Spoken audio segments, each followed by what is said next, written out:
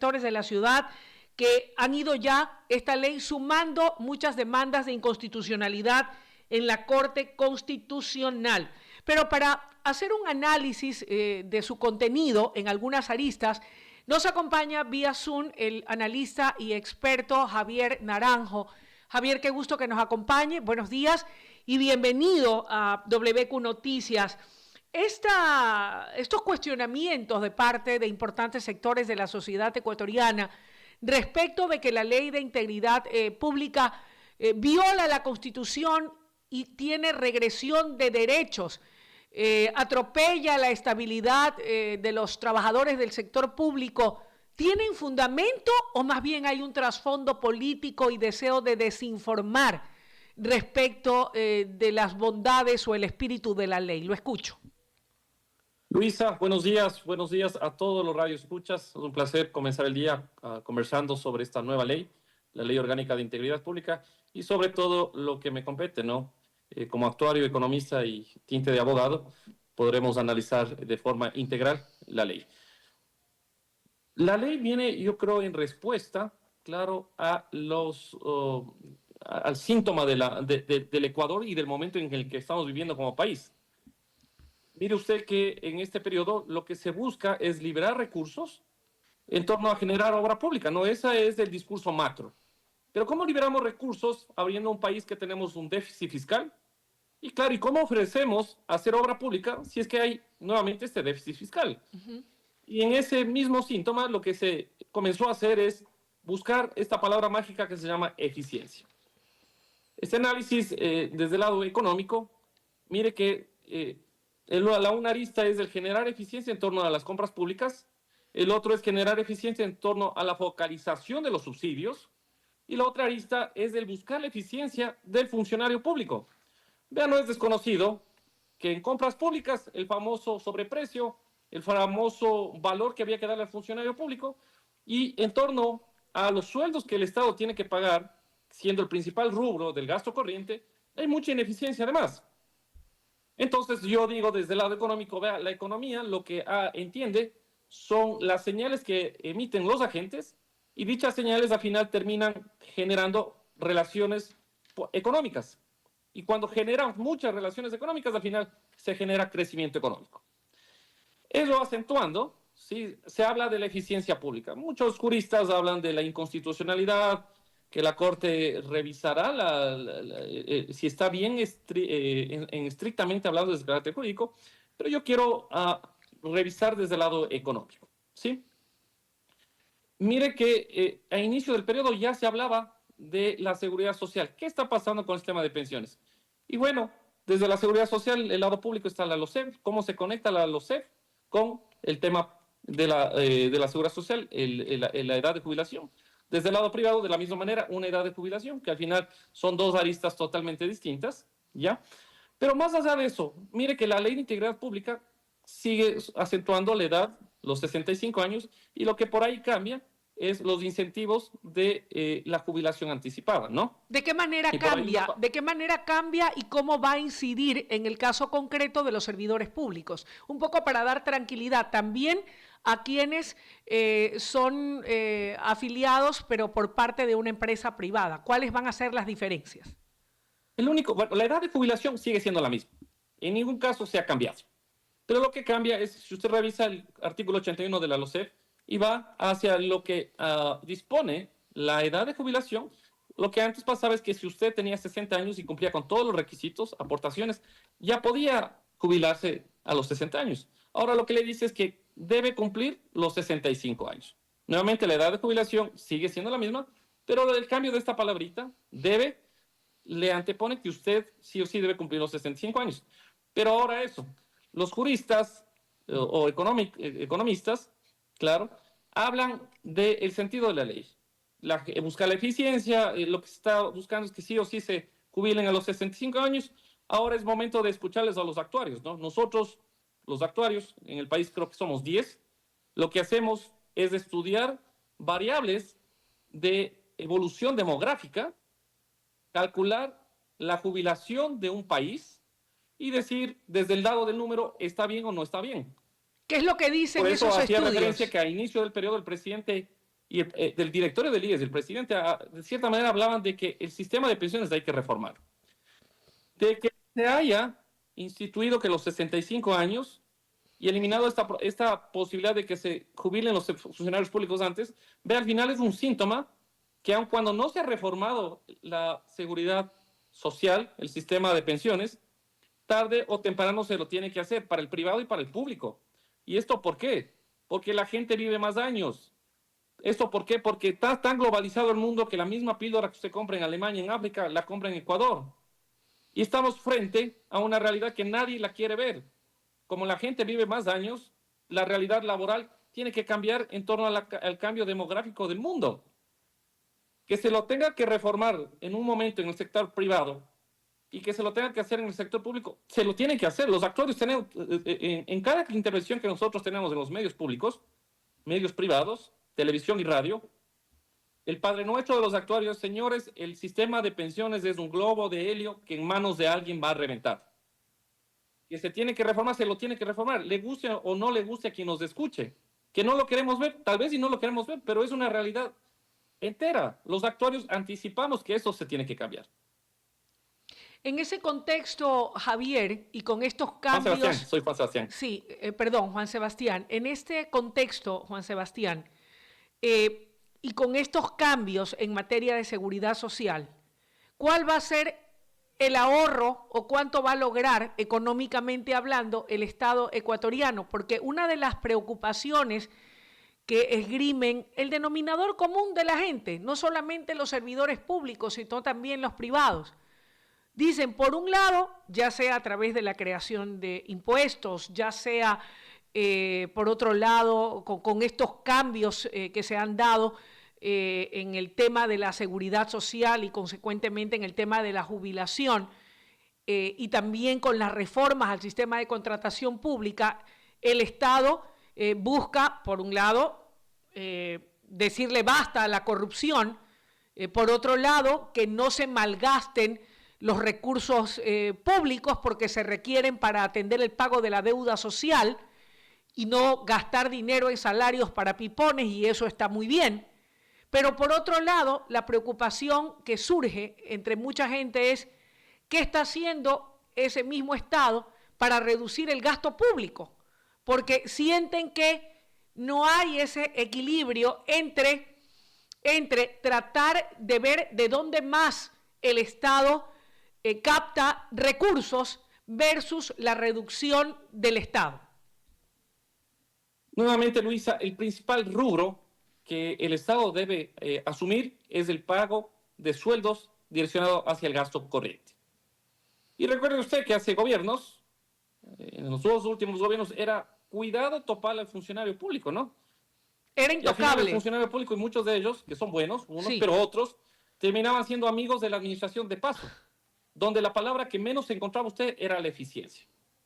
Y cuando, claro, se quería disminuir el tamaño del Estado, la palabra que le defendía a esta falta de eficiencia es el derecho adquirido. Cuando usted analiza la posibilidad de reformar o cambiar o actualizar, diría yo, desde el lado actuarial, parámetros, usted se topa contra el frontal del derecho adquirido. Recuerde usted que el derecho adquirido es la existencia de una jubilación, pero en ningún caso este derecho adquirido le limita a usted a que se actualice porque variables como la expectativa de vida, variables como de carácter laboral, han evolucionado en el mundo.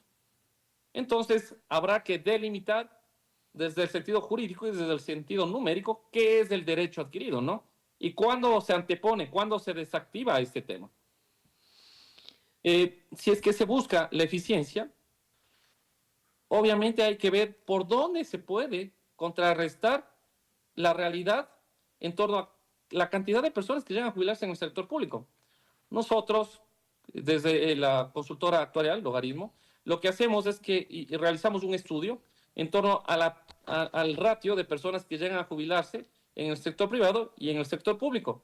Y mire usted, la mayor proporción de personas que llegan a jubilarse, anteponiendo relaciones de largo plazo, es en el sector público.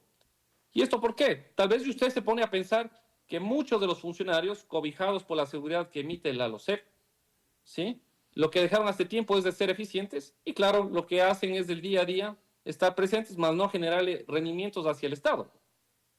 Y por ello es que estas cifras arrojan que una mayor proporción, un ratio superior al sector privado, es que llegan a jubilarse en el sector público, porque sienten la comodidad, sienten que no hay como que esta búsqueda de eficiencia, y al final el Estado no es ninguna fundación de beneficencia para amparar ineficiencias, para amparar funcionarios que no están rindiendo a su 100%. Este corrido, este modelo, nosotros ya lo vamos a publicar, en donde definitivamente vemos cómo desde el sector público hay alguna naturaleza o razón por la cual la mayor proporción de personas que están dentro de este sector llegan a jubilarse, claro, y claro, sería interesante, lastimosamente no lo hay, analizar el nivel de eficiencia con las cuales llegan al último año de vida. Mira que en el sector privado, quienes llegan a terminar relaciones largas o periodos largos terminan de gerentes, de directores, mientras que eso no funciona en el sector público, ¿no? Será de preguntarse por qué. Juan Sebastián, usted decía que más allá de estos cambios que se están dando en el tema de la seguridad social, en el compendio de esta normativa legal que es la Ley de Integridad Pública, pero en lo relacionado a la seguridad social y como actuario y como conocedor de esta temática y en base a los estudios y a las investigaciones que se han venido realizando por parte de este sector al que usted representa, usted dice que va a ser imperativo ir hacia reformas estructurales y profundas en materia de seguridad social, porque caso contrario, ese globo de helio, que es el seguro social en el Ecuador, va a explotar en cualquier momento, Dios no sabe cuándo, y la cuerda se terminaría rompiendo por el lado más débil al final del camino, que va a ser el tema de las pensiones a los jubilados. No, en ese contexto, ¿cuáles son esas reformas profundas? Se ha dado este primer paso a través de la aprobación de esta normativa legal. ¿Qué otras reformas profundas requiere de la seguridad, la seguridad social en el Ecuador para evitar que aquello que se vaticina suceda y que de alguna manera se pueda garantizar un buen servicio de seguridad social en todas las aristas, pero principalmente en el tema de las pensiones jubilares? Claro, definitivamente, Luisa, estamos frente a una realidad que no la queremos ver. El hablar del sistema de pensiones o reformas definitivamente tiene un costo político altísimo. Es por ello que en los 10 años de gobierno, como había popularidad, se reformó en algunos aspectos la seguridad social. Es más, yo creo que se cargaron de beneficiarios y no se contrastó el financiamiento de aquellos nuevos beneficiarios. Luego vienen estos dos siguientes gobiernos con poca popularidad que no tuvieron la decisión política porque no tenían el respaldo del pueblo de hablar siquiera de una reforma. Que hay que hablar de la reforma, de que hay que, en el gargo popular se dice que hay que tomar al toro de los cuernos, toca hacerlo. Porque todos los países, la mayoría de los países de Latinoamérica, Europa, Asia, han tenido que reformular su sistema de pensiones porque definitivamente la gente vive más años.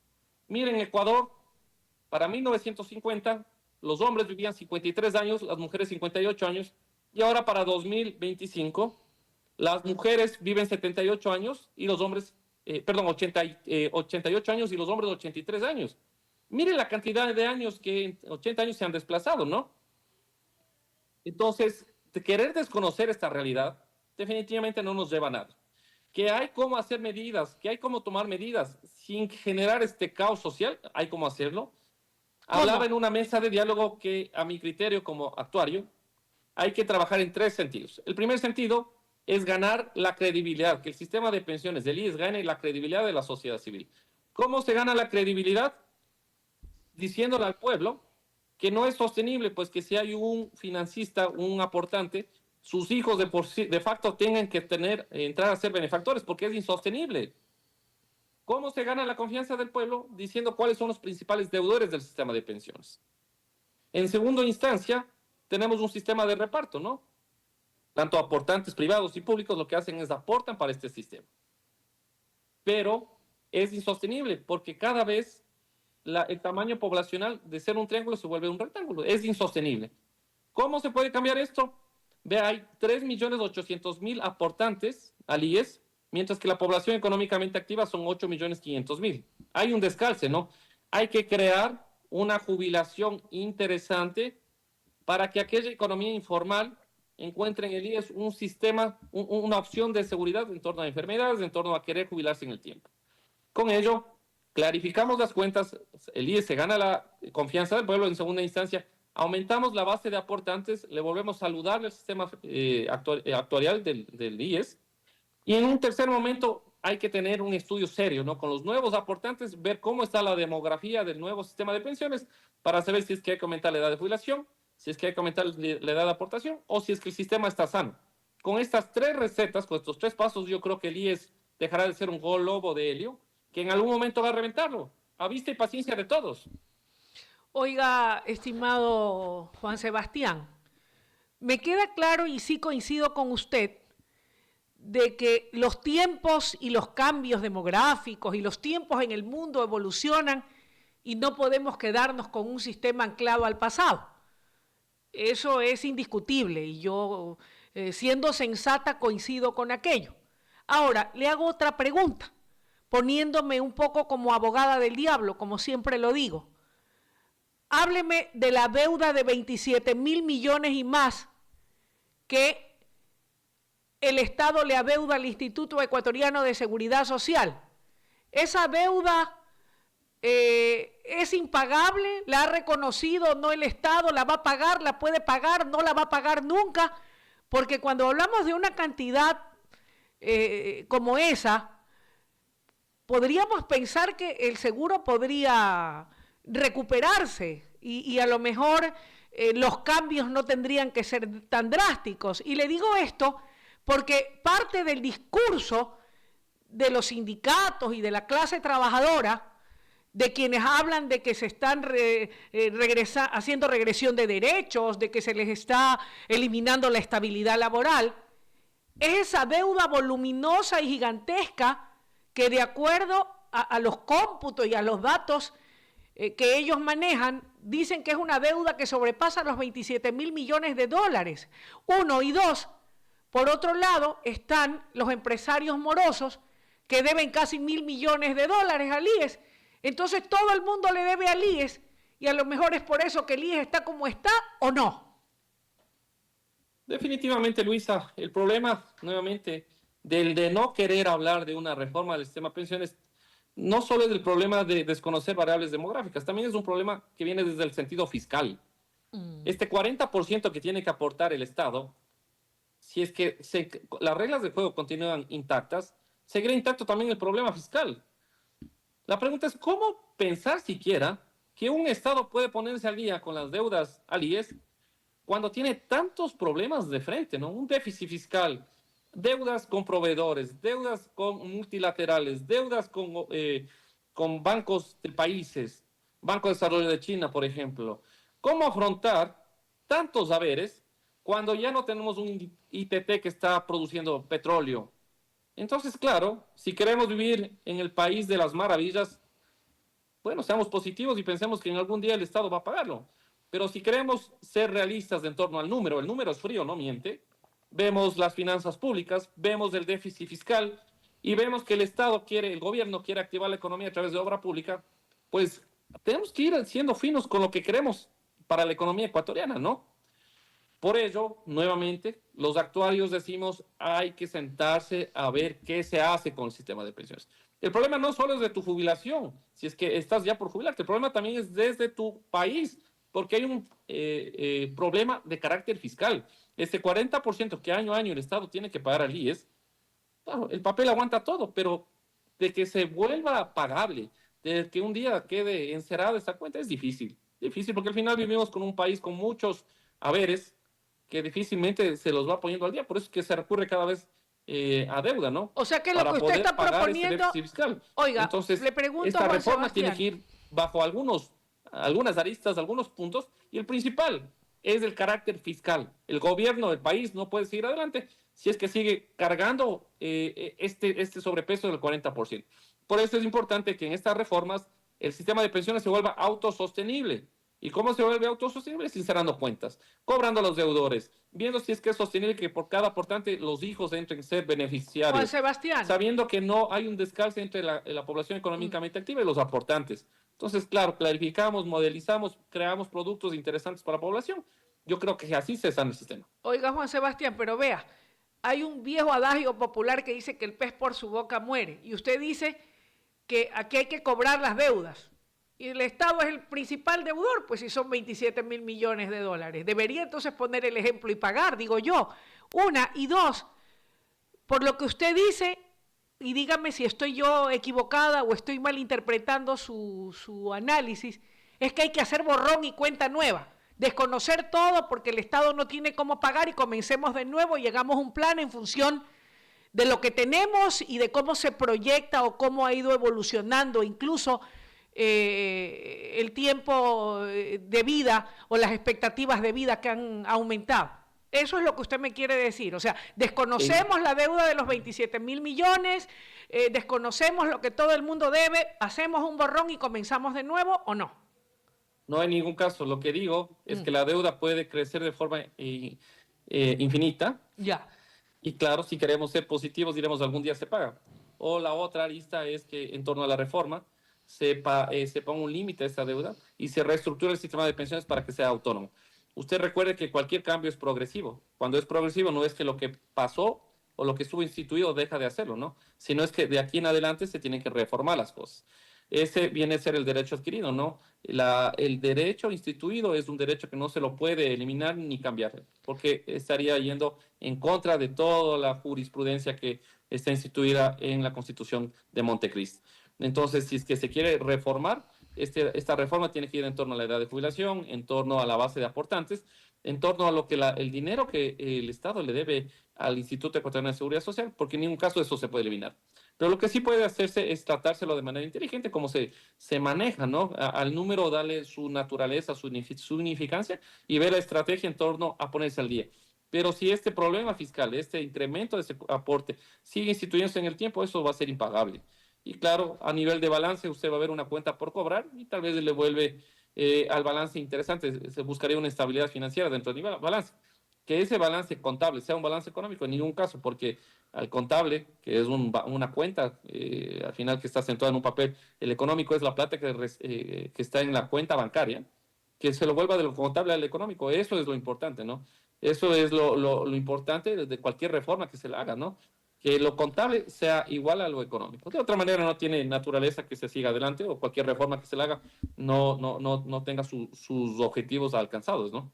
Juan Sebastián, debo despedir la entrevista y no lo quiero hacer sin hacerle una pregunta o una reflexión o su opinión y le voy a pedir que trate de ser lo más sucinto posible, porque hay cosas que uno en la vida nunca puede olvidar y esto sin el ánimo de peyorizar ni de personalizar, pero sí que la gente no lo olvide.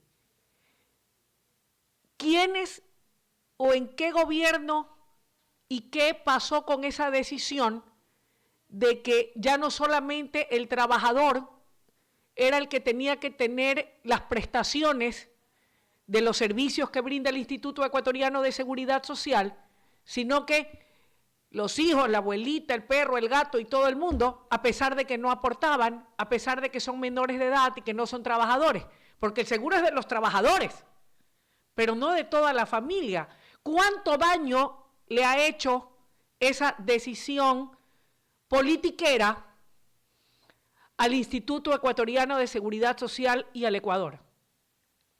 Claro, fue definitivamente en el gobierno de 10 años, pues era en el gobierno en el cual quien tomaba las decisiones se confundía entre el análisis financiero y el análisis actuarial. Era en el mismo gobierno en el cual no creía, en el que creía que había superávit, cuando en temas de pensiones no hay superávit porque es en el tiempo, el análisis actuarial. Es en el mismo gobierno en el que se enquistaron las mafias en torno a la salud. Es en el mismo gobierno en el cual tantos jubilados salieron perjudicados por las reformas que hicieron. Entonces, claro, echemos la culpa hoy al gobierno actual cuando las bases de este deterioro del sistema de pensiones se hicieron por falta de criterio actuarial, por querer ser amigo de medio mundo, y claro, dejémosle al sistema de pensiones que quiebre, pues por cada aportante no se podía meter N cantidad de beneficiarios sin ver el financiamiento de esto. Así que definitivamente el problema no es de hoy, el problema es que nació hace mucho tiempo. El gran problema es que no se ha afrontado, no se ha sentado a decir, señores, esto no puede ir un día más adelante. Así que actuarios, economistas, abogados, sentémonos y veamos qué hacemos por el Ecuador. En España se lo hizo, el famoso Pacto de Toledo. Esperemos que un día estemos llamados a este Pacto de Toledo aquí en Ecuador para hacer algo por nuestro sistema de pensiones. Gracias, Juan Sebastián, por su comparecencia esta mañana aquí en WQ Noticias y por su análisis y valiosas opiniones. Que tenga un buen día. A usted, Luisa, un excelente día y a quienes nos escuchan, que Dios nos bendiga en este día. Amén. Amigos, así estamos finalizando la presente entrega informativa. Agradecerles su gentil sintonía y, por supuesto, valoramos muchísimo que se unan a nuestra señal, que nos vean, que nos sigan, que nos comenten, que opinen. Aquí vuestra opinión es siempre muy valiosa. Es la que nos mantiene, nos sostiene aquí cada mañana. Les envío un cálido abrazo. Sigan con nuestra programación, que es la mejor. WQ Radio. Que Dios los bendiga.